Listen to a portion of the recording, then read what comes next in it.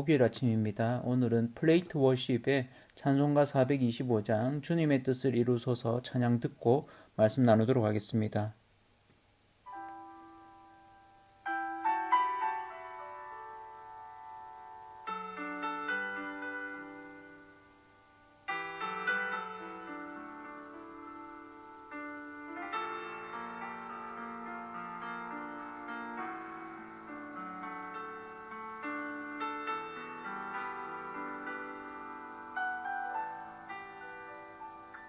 주님의 뜻을 이루소서. 고요한 중에 기다리니 진흙과 같은 날 빚으사 주님의 영상 만드소서.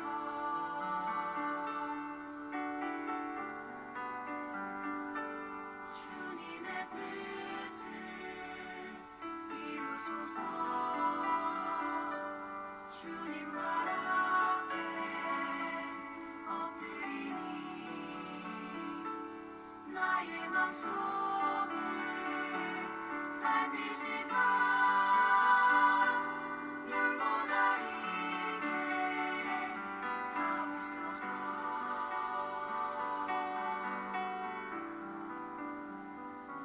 주님의 뜻을 이루소서.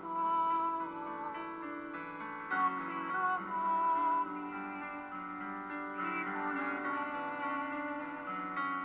권능의 손을 내게 펴사 강건케 하여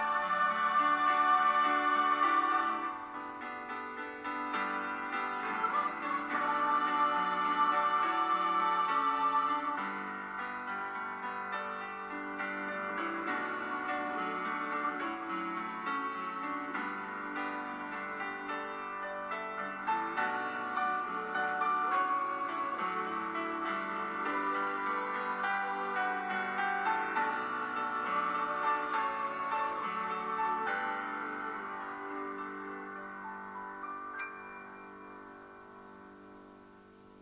주님의 뜻을 이루소서. 온전히 나를 주장하사 주님과 함께 동행함을 만민이 알게.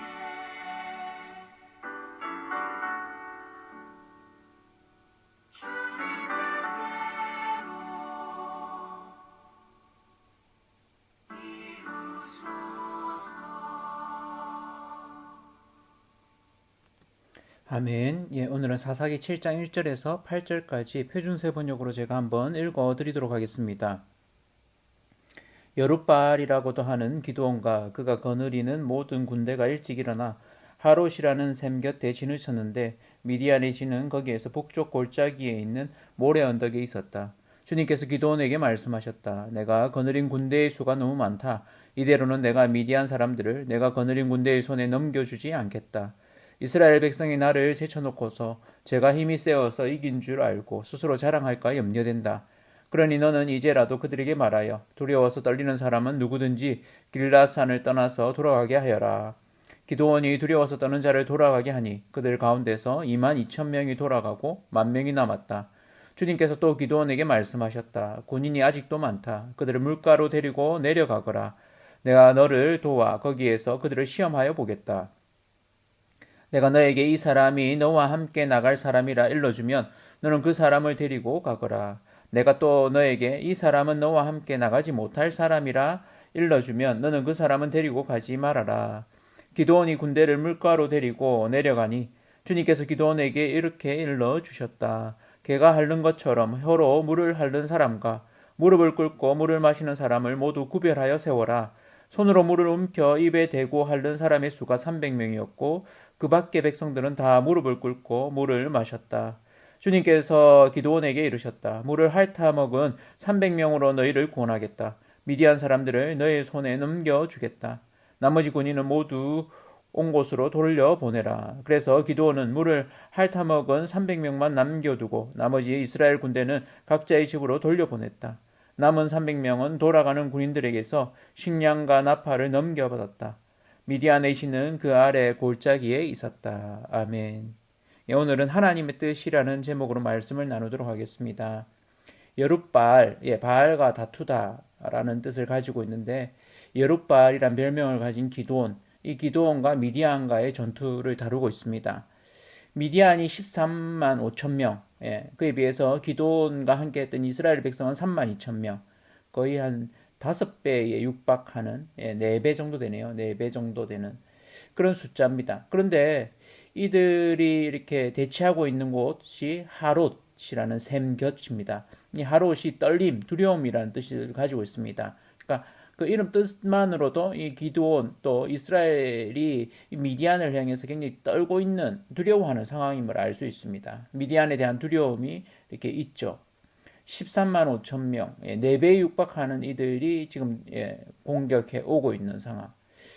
이기기 위한 싸움에서 이들은 3만 2천 명으로 이기려고 합니다. 그런데 하나님은 이들을 향해서 오히려 염려합니다. 어떤 염려를 하냐면 이긴 이후에 우리가 잘 싸워서 우리가 구원하였다, 우리가 이겼다라고 생각할까 봐 그에 대해서 염려하고 우려합니다. 그래서 두려운 자는 돌아가라 라고 이야기를 합니다. 그래서 실제로 그런 마음을 가지고 있던 2만 2천 명이 돌아갑니다. 그리고 나머지 이제 1만 명만 남았죠. 근데도 하나님은 이 1만 명도 많다라고 이야기하십니다. 그래서 하나님이 백성이 아직도 많기 때문에 내가 그들을 시험하여서 데리고 갈 사람과 그렇지 않은 사람을 구분할 것이다. 그리고 내가 데려가라고 하는 그들만 네가 데리고 가면 된다라고 이야기하시죠. 그리고는 물가에 데려가십니다. 그리고 물가에서 물을 마실 때 혀로 물을 핥아 먹는 자 300명, 무릎을 꿇고 마시는 자 9,700명. 그래서 9,700명은 돌려보냅니다. 300명만으로 싸움을 싸우도록 하시죠. 일반적인 생각으로는 좀 이해하기 힘든 상황입니다.